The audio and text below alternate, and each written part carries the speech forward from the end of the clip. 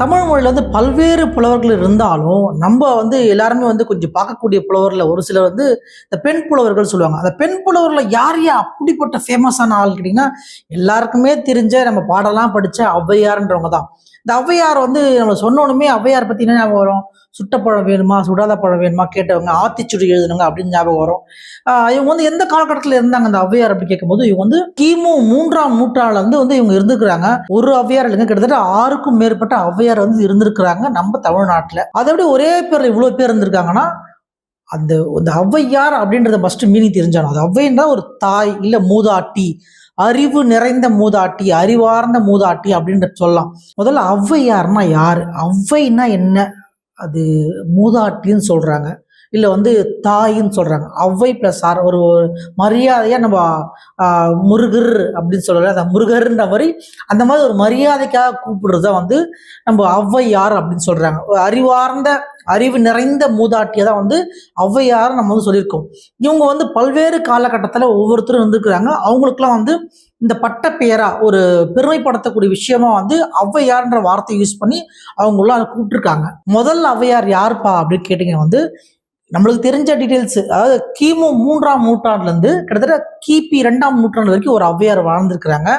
அந்த ஔவையார் வந்து புறநானூறு, அகநானூறு, நற்றிணை, குறுந்தொகை இந்த மாதிரி ஒரு 59 பாடல் கிட்ட பாடுக்கிறாங்க. இவங்களை எப்படி நம்ம அடையாளப்படுத்துறது அப்படின்னா வந்து இந்த அதியமான் நெல்லிக்கனி வாங்கினதான் வந்து ஒரு கதை இருக்கு இல்லையா, அதுல வரவங்க தான் இந்த சங்ககால ஔவையார். இவங்க தான் வந்து நம்மளுக்கு தெரிஞ்ச முதல் ஔவையார். இந்த 2வது ஔவையார் யாருன்னு பாத்தீங்கன்னா இவங்க வந்து சோழர் காலத்துல வாழ்ந்தவங்க. கிட்டத்தட்ட கிபி 12ஆம் நூற்றாண்டுல இவங்க ஆத்திச்சுடி அப்படின்ற வந்து எழுதியிருக்காங்க. இவங்க வந்து கொற்றை வேந்தன், மூதுரை, நல்வழி இந்த மாதிரி வந்து அறநெறியை வந்து போதிக்கிற மாதிரி, குழந்தைகளுக்கு போதிக்கிற மாதிரி பாடல்களை எழுதியிருக்காங்க.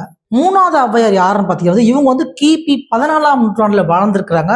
வந்து சமய யோக ஔவையார் அப்படின்னு சொல்றாங்க. ஏன் அப்படி சொல்றாங்க அப்படின்னா இவங்க வந்து விநாயகர் அகவல் அப்படின்னு சொல்ற ஒரு பாட்டை எழுதியிருக்கிறாங்க. அதுவும் இல்லாம வந்து யோக ஞான சாஸ்திரமும் வந்து எழுதியிருக்கிறாங்க. இவங்க என்ன கற்பித்தாங்க அப்படின்னா வந்து குண்டலினி யோகம், அப்புறம் யோக சாஸ்திரம் இதெல்லாம் வந்து மக்களுக்கு போதிச்சிருக்கிறாங்க பாட்டு வழியா. 4வது ஔவையார் பார்த்தீங்கன்னா கிட்டத்தட்ட கிபி 15லேருந்து 16ஆம் நூற்றாண்டுல இருந்திருக்காங்க. இவங்க என்ன பண்ணிருக்காங்கன்னா அந்தாதி, அப்புறம் வந்து கோவை இலக்கியங்களை வந்து இவங்க பாடியிருக்கிறாங்க. அதுல ஒரு எக்ஸாம்பிளா வந்து அசதி கோவை பந்தன் அந்தாதி அப்படின்ற வந்து இயற்றிருக்கிறாங்க. அந்த பந்தன் அப்படி ஒரு வள்ளலை போற்றி வந்து அந்தாதி வந்து இயற்றிருக்கிறாங்க. இவங்களை வந்து அந்தாதி ஔவையார்னு சொல்லிட்டு நம்ம அழைக்கலாம். 5வது ஔவையார் வந்து ஒரு சமூக அக்கறையோட செயல்பட்டு சில கருத்துக்களை வெளியிட்டிருக்காங்க அப்படின்னு அவர் சொல்றாங்க. இவங்க வந்து கம்பருடன் வந்து உரையாற்றி இருக்கிறாங்க அப்படின்ற மாதிரி சொல்றாங்க. இவங்க சொன்னது என்னன்னா சாதி 2 வழியே வேறு இல்லை அப்படின்ற மாதிரிலாம் வந்து முழக்கமிட்டிருக்கிறாங்க.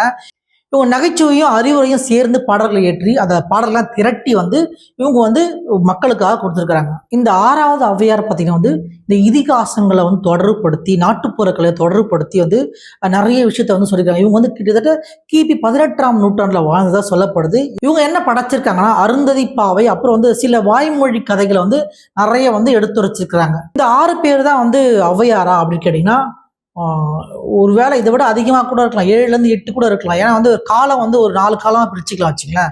வந்து சங்க காலம், சோழர் காலம், பக்தி காலம், அப்புறம் நாயக்கர் காலம். இந்த காலகட்டத்தில் வாழ்ந்தா நம்ம பிரித்து வச்சிருக்கோம். ஆனால் அந்த கருப்பொருள் அவங்க சொல்ற விஷயத்தெல்லாம் வச்சு பார்க்கும்போது ஒரு 7லேருந்து 8 பேர் வரைக்கும் இருக்க வாய்ப்பு இருக்குதுன்ற மாதிரி தெரிய வருது. இந்த ஔவையார்ன்றவங்க வந்து தன்னுடைய அறிவை வந்து மக்களுக்கு புகட்டி அவங்க அதுக்காக தான் வந்து அறிவு மூதாட்டியை தான் வந்து ஔவையார்னு அழைக்கிறோம். அந்த ஔவையார் வந்து பல்வேறு காலகட்டத்தில், அதாவது கிமு 3ஆம் நூற்றாண்டுலேருந்து கிட்டத்தட்ட கிபி 18ஆம் நூற்றாண்டு வரைக்கும் வாழ்ந்துருக்கிறாங்க. நம்ம கணக்குப்படி 6 பேர் சொல்றோம், ஆனால் அதுக்கும் மேற்பட்டு இருக்க வாய்ப்பு உள்ளதா வந்து அறியப்படுது.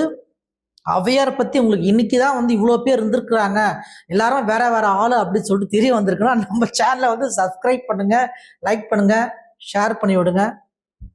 இன்னொரு வீடியோ பார்க்கலாம். பாய்.